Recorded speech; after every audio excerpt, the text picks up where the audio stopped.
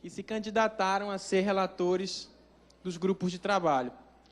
A proposta que foi lançada pelos presidentes de comissão é justamente trazer aqui as deliberações tomadas nas oficinas para a ciência e conhecimento de toda a plenária. A ideia não é haver rediscussão daquilo que já aconteceu nos grupos de trabalho. A ideia é a gente ter conhecimento do apanhado dessas deliberações que tem a finalidade de servir como um norte na nossa atuação enquanto sistema de justiça no papel de combater o trabalho infantil. Então, eu vou passar a palavra à relatora do grupo 1 e, em seguida, já assume a palavra o relator do grupo 2. Bom dia a todos. Eu não fui escolhida relatora e nem... Foi meio que uma imposição. Eu acabei sendo relatora porque não houve nenhum voluntário, então, para não decepcionar os colegas, eu acabei aceitando esse encargo. No nosso grupo, nós debatemos a questão das políticas públicas, visando a erradicação do trabalho infantil e a proteção do trabalhador adolescente. Para a discussão das proposições que, em seguida, nós vamos apresentar aqui, o nosso expositor, o Dr. Alexandre, lançou 3 indagações para o grupo discutir.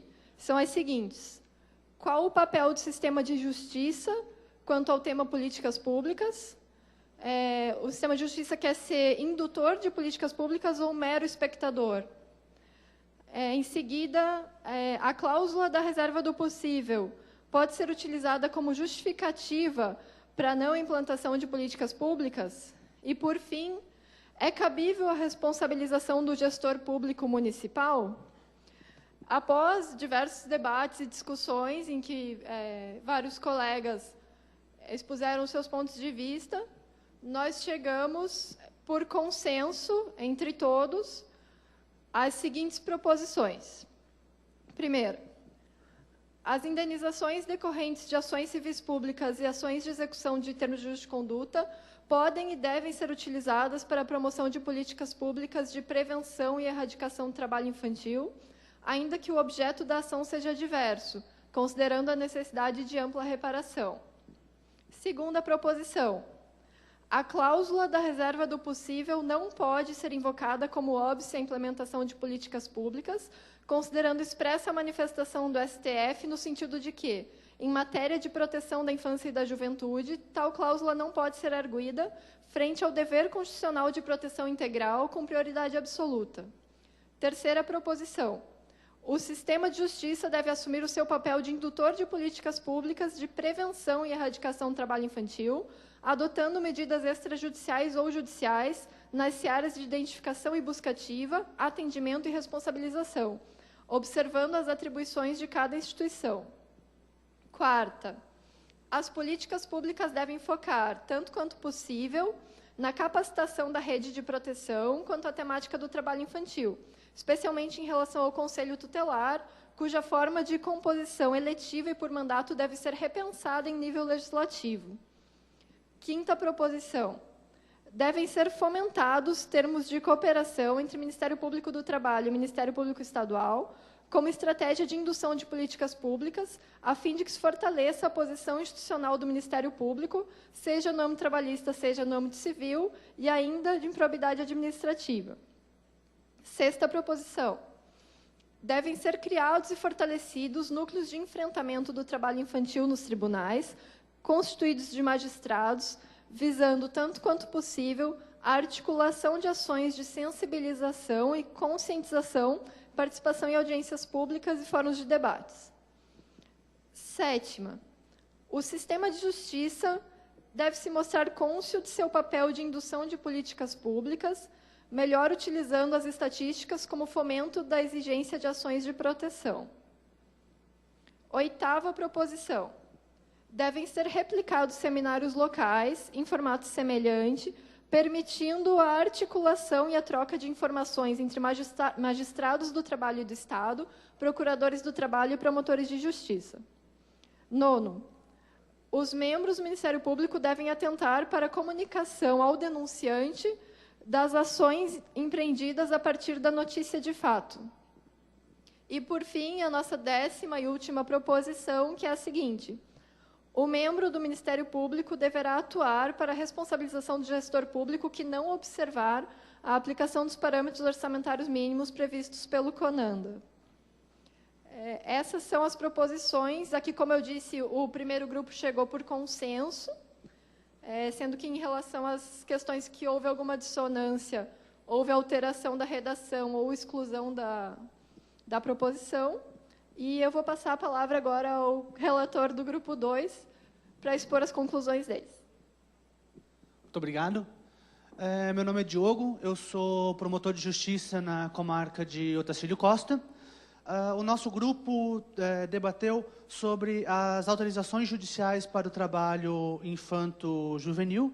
Inicialmente, a doutora Geni Helena Fernandes Barroso Marques fez uma exposição acerca do entendimento da matéria, sedimentando o que já foi exposto ontem nas palestras a respeito de que o pedido de autorização judicial para trabalho infantil teria necessariamente somente duas conclusões, que seria ou o reconhecimento da impossibilidade jurídica do pedido ou o reconhecimento da ausência de interesse de agir por se tratar de mera decorrência da lei.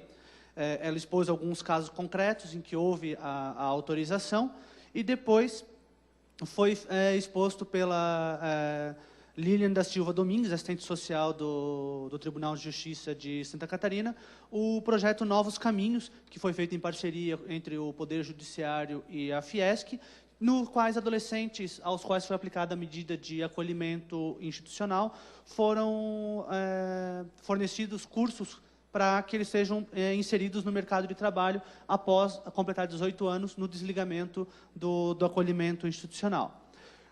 Com base nas duas exposições, o grupo efetuou alguns debates e chegamos às seguintes proposições.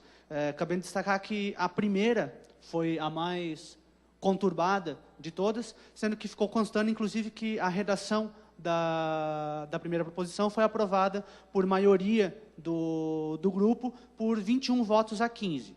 A primeira proposição seria de que, tendo em vista que, quando da elaboração da Carta de Brasília pela Comissão Nacional da Erradicação do Trabalho Infantil, foi definido que a competência para a autorização judicial é da Justiça do Trabalho, é necessária a sua integração à rede de proteção dos direitos da criança e do adolescente.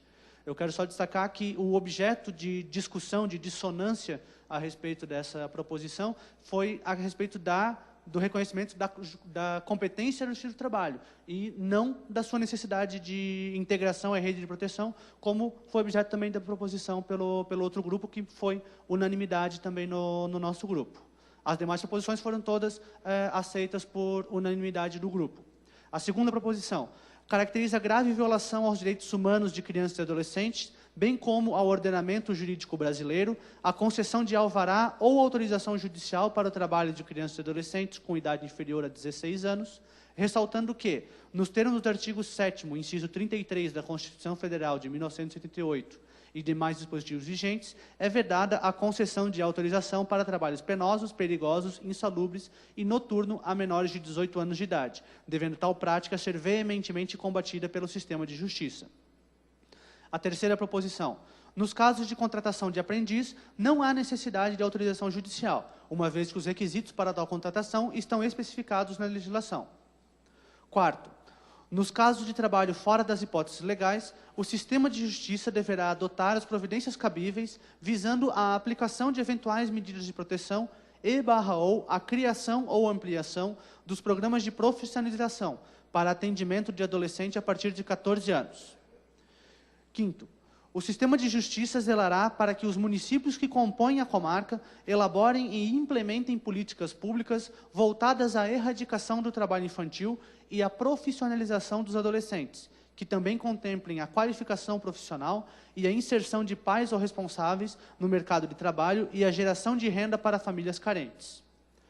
Sexto, salvo na hipótese do artigo 8º, inciso item 1 da Convenção 138 da OIT, que trata do trabalho artístico, as autorizações para o trabalho antes da idade mínima carecem de respaldo constitucional e legal. A regra constitucional esculpida no artigo 7º, inciso 33, que dispõe sobre a idade mínima para o trabalho, é peremptória, exigindo aplicação imediata. E sétimo, recomenda-se o estabelecimento de cotas de aprendizagem, além de previsão para a pessoa com deficiência e para adolescentes em situação de vulnerabilidade social, incluindo os adolescentes em conflitos com a lei. Eu gostaria de agradecer aos relatores dos grupos de trabalho que se dispuseram a aceitar essa tarefa, não é? E agora gostaria de, rapidamente, considerando a nossa diretriz de não abrir para nova discussão, apenas submeter à plenária se há algum destaque de melhoramento de redação das proposições postas. Se houver, nós poderemos fazer já a respectiva alteração. Como todos se calaram, então nós vamos dar como validadas todas essas deliberações na forma como postas e encerrar esse nosso seminário. Eu penso que com essas nossas atividades nesses 2 dias, o seminário cumpre o seu papel.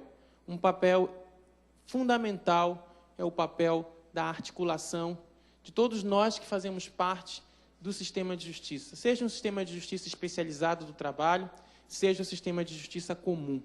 O que se observa muitas vezes na área da infância é que nós, enquanto rede de proteção, batemos cabeça com os auditores, com os procuradores, com os promotores. Às vezes nos perdemos em discussões de quem deve fazer e quem não deve fazer. Então, esses encontros eles visam ajustar esses padrões. Eu gostaria de agradecer imensamente a todos os colegas auditores, procuradores, promotores, juízes do trabalho, juízes de Estado, que vieram a essa discussão, que emprestaram seu tempo, suas ideias, para que a gente pudesse avançar em algumas questões ligadas ao trabalho infantil, especialmente aqui no estado de Santa Catarina, que registra índices graves de trabalho infantil.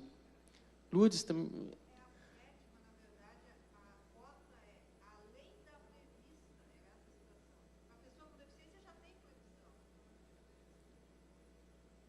Tá, a gente pode, se todos estiverem de acordo, né, alguém discorda, a gente já... Então, eu vou declarar encerrado nosso seminário e agradeço uma vez mais a presença de todos e desejo um bom retorno às suas respectivas localidades. Uma boa tarde, um bom dia a todos.